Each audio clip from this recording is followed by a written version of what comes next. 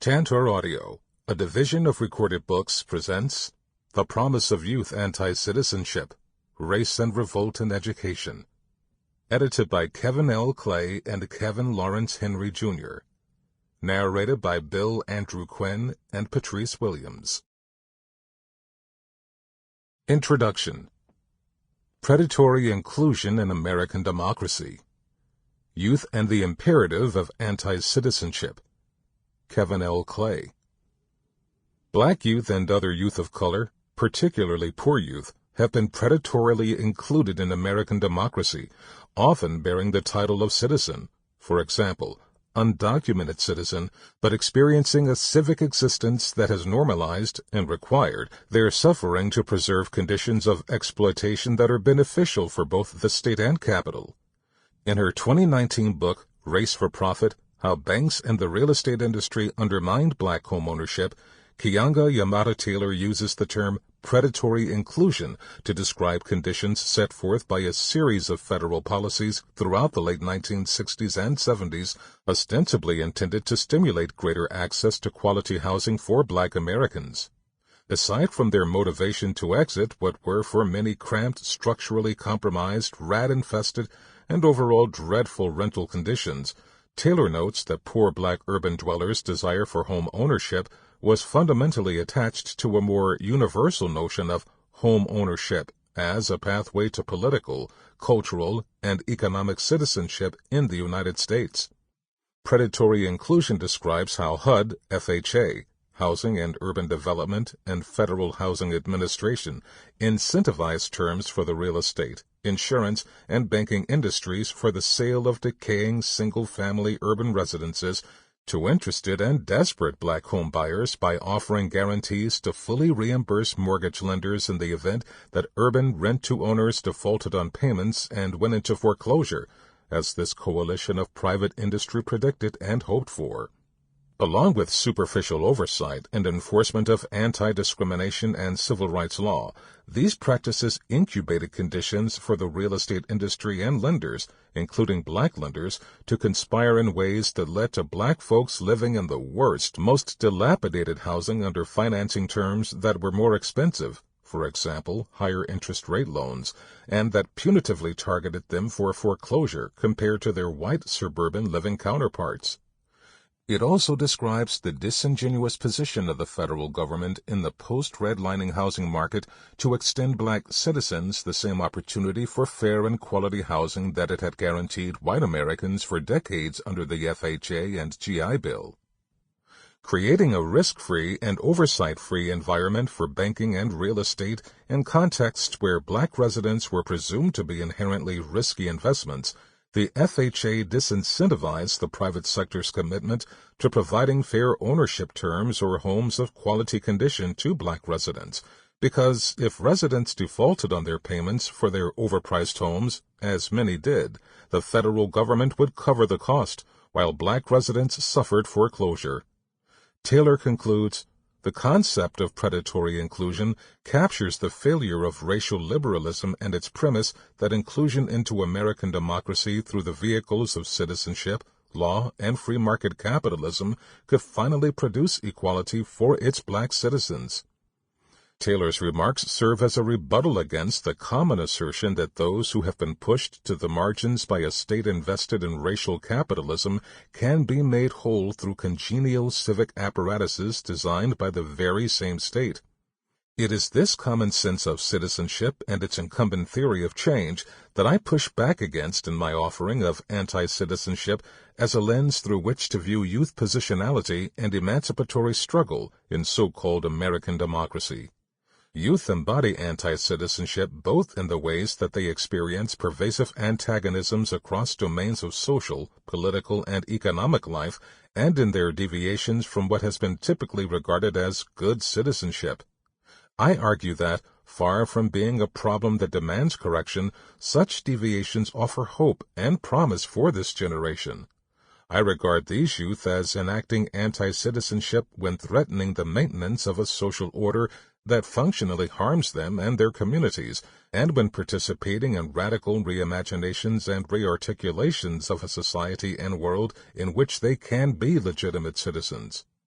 The legitimacy of citizenship is premised on the assumption that the state is a judicious promoter of social welfare, while social contract theory suggests there is an unspoken agreement between the state and citizens who consent to be governed in order to promote the welfare of all. Pervasive and enduring patterns of social suffering in society illuminate that such an agreement, if it even exists, is reserved for whites, wealthy, and propertied individuals, leaving those who fall outside of this scope to confront a state that is increasingly hostile to their presence and uses violence to hold them down. To this end, Charles W. Mills suggests that what masquerades as the social contract is in fact a racial contract, a contract he implores us to analyze if we are to expose harmfully reproductive social arrangements. He says, "The point of analyzing the non-ideal contract is not to ratify it, but to use it to explain and expose the iniquities of the actual non-ideal polity, and to help us to see through the theories and moral justifications offered in defense of them." Heeding Mills, this volume's discussion of the anti-citizen and anti-citizenship revealed that notions of U.S. citizenship imbuing images of proverbial melting pots and narratives of linear social progress belie a society that has never existed for Black, Latino, and other youth of color, particularly those who are undocumented, experience poverty, or live in communities under constant police repression. Therefore, part of this volume's work is to expose the fragility and, perhaps, meaninglessness of nominal designations of citizenship status in the United States for youth who struggle against the weight of U.S. empire's persecutions. In this way, anti-citizenship reflects an ascribed status, one that youth are often keenly aware of and respond to in ways that may at times further illuminate this status. Unpacking these responses is the other part of this volume's work, that is, understanding how youth themselves negotiate and exercise anti-citizenship. For foreign-born non-citizen youth, so-called illegal aliens, and stateless youth, the absence of nominal status thus becomes a justification for the stripping of basic rights, so that the state and its for-profit agents might inflict violence and violate their human rights with impunity. Yet even non-citizen youths participate in political subversion, resist oppression, and challenge us to re-examine the very notion of democratic subjectivity. This book is, first, an effort to critically re-examine the foundational rights, freedoms, and protections that belie democratic citizenship for many youths.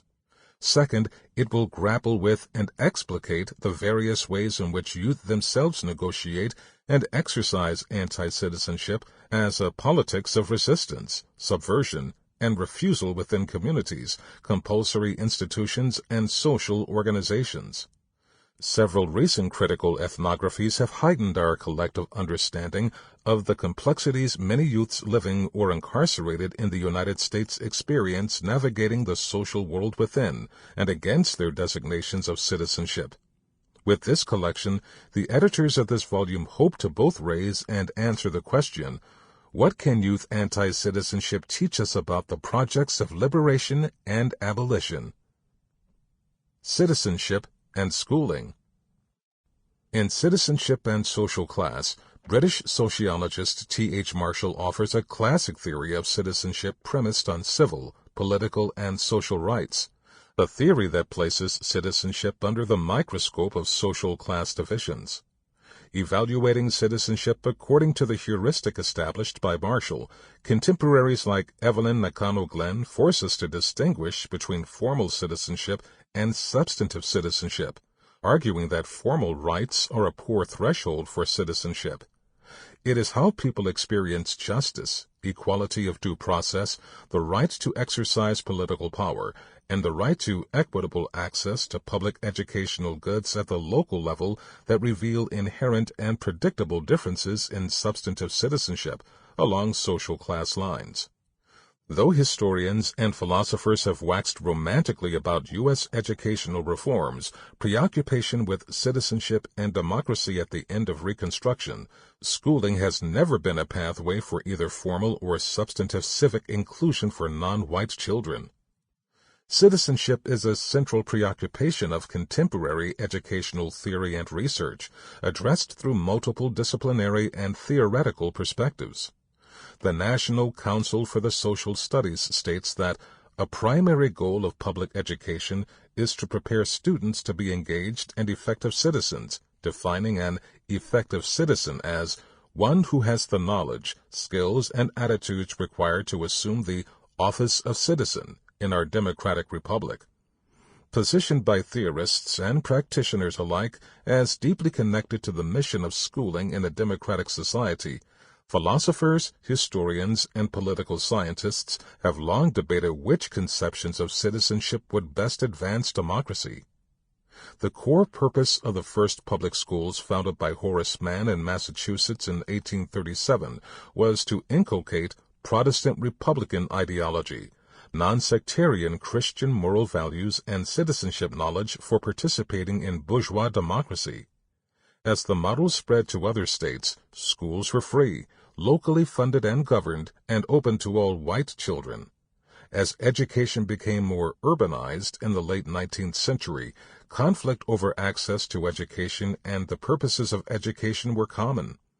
The structure of schooling was dominated more and more by business theorists, creating the factory model school. Citizenship preparation came to be identified as preparation of youth for passive roles in the workplace, defined by the class and race of the student. The history of U.S. schooling has made it clear that these institutions were not meant for communities who were colonized, enslaved, or subject to genocide. This included black people, indigenous people, and immigrants from Asia and Latin America. Many of the stories of marginalization concern the struggle to gain access to U.S. schools, but there is a long history of resistance and rejection of the homogenizing project of school envisioned by Horace Mann. For instance, in 1895, 19 Hopi men were imprisoned in Alcatraz for resisting the U.S. government's demand that they send their children to public boarding schools. So urgent was the project of homogenizing youth citizenship behavior that the rejection of schooling was an offense punishable by prison. Further critique of the core project of U.S. schools was evident in Carter G. Woodson's The Miseducation of the Negro, 1933. He exposed how schools structured inequality. The same educational process which inspires and stimulates the oppressor with the thought that he is everything and has accomplished everything worthwhile depresses and crushes at the same time the spark or genius of the Negro by making him feel that his race does not amount to much and never will measure up to the standards of other peoples. And, in contrast to such a smothering view of education, he proposed that real education means to inspire people to live more abundantly, to learn to begin with life as they find it and make it better. William H. Watkins traces how education for black subservience was established by white educators, driven by the same ideological framing of civilizing the so-called savages as seen in the project of Richard Henry Pratt at the Carlisle Indian School. Educational anthropology, focusing on the ways that social reproductive processes were instantiated in daily practice, provided a new lens onto youth resistance to participation in schooling. Paul Willis's ethnography of working-class youth in an industrial town in England, for example, explained his young male participants' resistant behavior not as failure, but as an expression of agency, of their self-preparation for the working-class jobs ahead of them, for activism in unions and survival strategies. Jay Gillen, through his work in Baltimore with Bob Moses's Algebra Project, explores how schools introduce technologies for the production of accepted social purposes, so-called citizenship development. But, he argues, the social and political purposes of school are contested by black students. What is regarded by school authorities as problematic is actually an exercise in resistance in developing an alternate vision of society. Given the ways coloniality and capitalism organize U.S. society, particularly in schooling, it is no surprise that the project of citizenship development is a site of contention and struggle.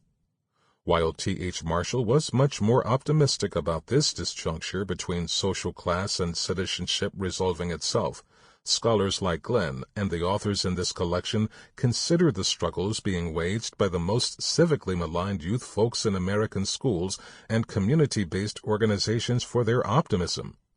Those with outsider status, the oppressed, colonized, imprisoned, have sometimes struggled to get into the larger polity. Other times they have chosen to reject it, to build an undercommons that sustains their cultural heritage, material needs, and political struggle. Anti-citizenship. Where citizenship in the U.S. context is commonly defined by legal status within the nation and typical notions of the good citizen invoke characteristics of civility, patriotism, and lawfulness, behaviors like volunteerism and electoral participation and, above all, faith in the U.S. Constitution and systems of government to be responsive to the concerns of one's self, family, and community, the anti-citizen and anti-citizenship cast doubt on the legitimacy of all of this. The good citizen, conceived in Western capitalism, also submits to homo economicus, neoliberal moral strivings, while the anti-citizen, cast outside of the official economy and society, sets out and strives to build a meaningful life against the establishment. Prior conceptions of anti-citizenship. Several researchers, many of whom write under the disciplinary umbrellas of organizational and social psychology, introduce formulations of the anti-citizen in scholarly work that often speak to a lacking, morally, civically, and behaviorally, in the constitution of such individuals who occupy spaces within society or professional organizations. Framings of the anti-citizen and anti-citizenship have also evolved under the disciplinary umbrellas of history and cultural studies. David Matlis, for example, explores formulations of the good citizen and anti-citizen in the geospatial regulatory politics of English countryside leisure during and after World War II. Read by lawmakers as a distinction in morality, the anti-citizen, or Cockney, was positioned as an uncouth urban rule-breaker disrupting the tranquility of the countryside, for example, playing loud, negroid jazz music, while the citizen demonstrated appropriate middle-class stylizations, for example, discreet, civil, clean.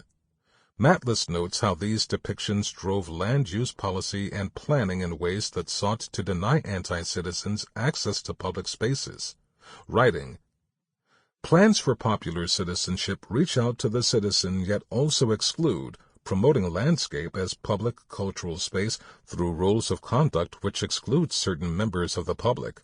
This was a moral geography posing the question, what kind of public space for what kind of public?" Common across scholarly theorizations of the anti-citizen is a consensus that certain misbehaviors enacted by the individual relegate her to a status of anti-citizen. In other words, these behaviors transform someone who was previously a citizen in good standing into an anti-citizen. These anti-citizenship behaviors also disrupt the well-oiled business-as-usual functioning of the organization or society, and perhaps might even corrupt others, with the potential, if taken up en masse, to unravel the very fabric that holds together the organizational or societal status quo. For instance, Scott A. Myers describes what he calls student anti-citizenship classroom behavior, describing intentional acts of defiance in which a student engages to disrupt a classroom. Instructors and students have expectations for how students should not communicate in the classroom, namely because these messages and behaviors can be destructive or disruptive to the classroom environment. Student anti-citizenship classroom behavior we consider to be the verbal and nonverbal communication behaviors in which students intentionally engage for a specific reason, regardless of whether it is articulated to their instructors or their classmates, that disrupt the flow or function of the learning environment. Myers goes on to offer a typology of student anti-citizenship classroom behavior: participatory, or contributing to classroom discussions in a disruptive manner, including arguing with instructors, or dominating class discussion, or not participating. Technological, that is, using devices for non-class purposes. Physical, that is, students moving their bodies in ways that distract other students, like leaving class early, or fidgeting or acting restless. And etiquette, that is, violating classroom norms and basic courteous behavior, like eating in class, or showing up smelling of alcohol or smoke. Observing similar conduct in their ethnographic works, scholars like Douglas E. Foley and Paul Wills note that such behaviors among working-class and poor youth, which typically positioned them as failures, were in fact acts of political agency, as classroom disruptions and resistance formed the basis of their rejection of capitalist culture. The robust nature of Myers's typology suggests that there are very few ways for any student to completely avoid descending into anti-citizen status, yet it is highly unlikely that educators view or treat all their students and their violations as equally disruptive and destructive.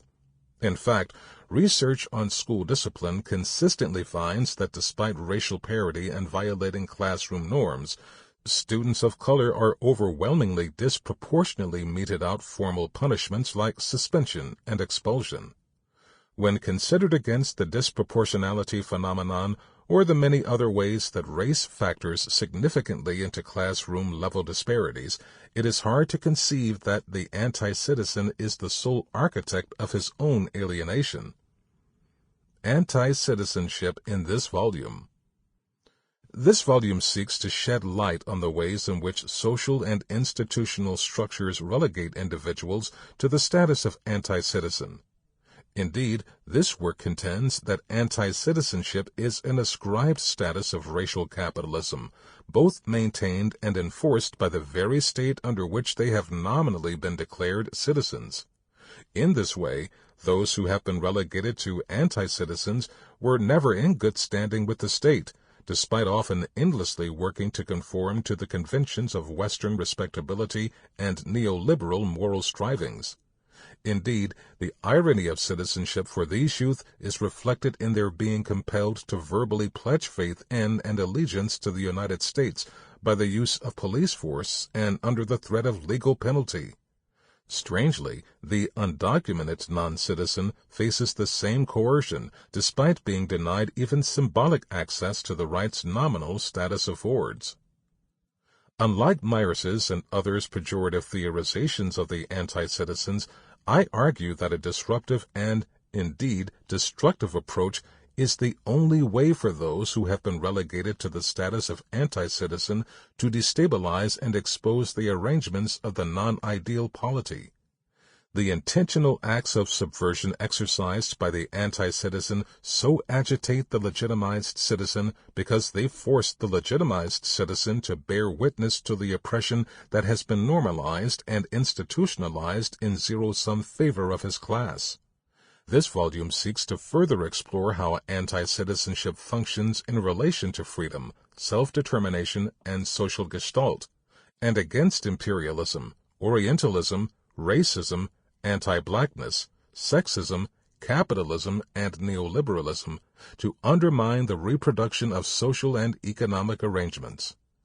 It must also be said that while such an orientation can create the space from which liberation projects might spring forth, individual aesthetic performative acts of counterculture can be co-opted and mislead radical energies back into white supremacist capital reproduction and away from the work of calculated and collective struggle. And although the anti-citizen will never be in good standing with the reactionary establishment, it has been permissible and effective for some members of the maligned class to be absorbed into the ruling class or capitalist class to legitimize the veneer of democracy and meritocracy that conceals the reproduction of social arrangements. For this reason, anti-citizenship should not be understood as an individual status defined solely by phenotypic race or any other identity marker, nor should it be regarded as a fixed political subjectivity. Rather, it should be treated as a collective condition of subaltern struggle, revealed through evolving and embodied antagonistic relationships to the state and through acts of subversion, departure, and resistance intent to waylay exploitation, white supremacy, and other forms of oppression. As forms of oppression inevitably evolve to conceal their true nature, so too one would expect the space occupied by and the forms of dissidence engaged by anti-citizens to evolve coincidentally. Although it is the position of the editors not to circumscribe the theorization of anti-citizenship within a set of typologies, this volume's formulation of anti-citizenship draws uncritical theory and radical histories of material struggle to conceptualize anti-citizenship as a subaltern form of agency and collective practice. Such theorizations often do the necessary work of exposing the fragile, reactionary, liberal, and, ultimately, socially reproductive nature of what I am calling good citizenship, while simultaneously illuminating the decidedly political, radical, and dissident nature of actions that point toward liberation and life. Domingo Morel's juxtaposition of the civic versus that which can be considered political is instructive here as a symbol of this distinction. He writes that civic is a safe word. It suggests public action undertaken through approved venues and within the confines of long-standing public agendas. Political is a more charged term. The supposed virtue of the good citizen is his conformity to civil democratic processes of engagement within the scope of allowable discursive and ideological frameworks often reflected in the politics of respectability. However, the political actions of the anti-citizen necessarily betray the order imposed under these frameworks. Damien M. Sojourner's Black Radicals Make for Bad Citizens is also instructive, as he describes the reactionary ways in which educational policy has historically worked to avert and immobilize black revolutionary groundswell by preemptively foreclosing and actively disrupting black proletarian opportunities to advance self-determination through grassroots organizing in schools.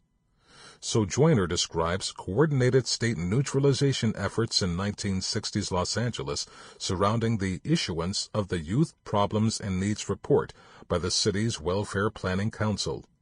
Authored by powerful members of the city elite, the report was an attempt to quell rising black political militancy in the face of white mob violence, police repression, and structural poverty.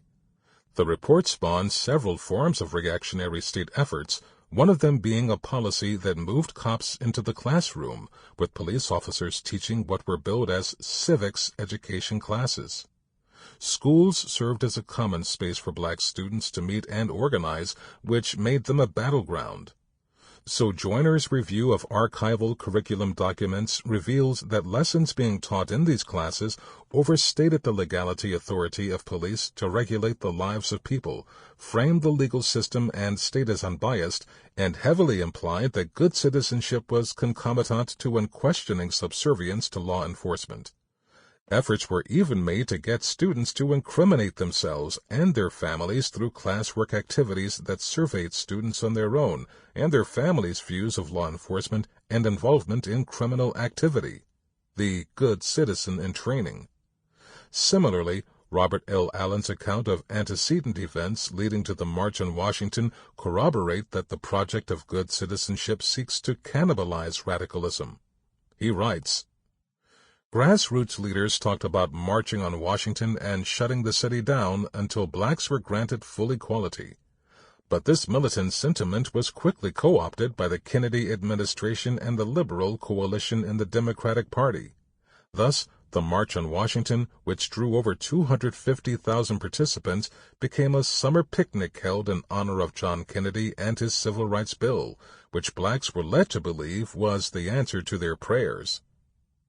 Actions taken underneath the banner of good citizenship masquerade civic virtue on the front end and destabilize transformational political action on the back end.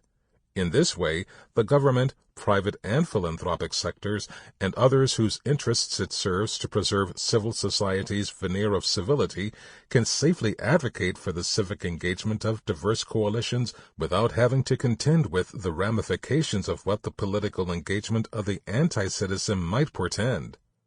Anti-citizenship destabilizes liberal democratic conceptions of good citizenship that suggest, for instance, that black communities would improve if black people voted in greater numbers, showed up to city council meetings to let their voices be heard. Sample complete. Ready to continue?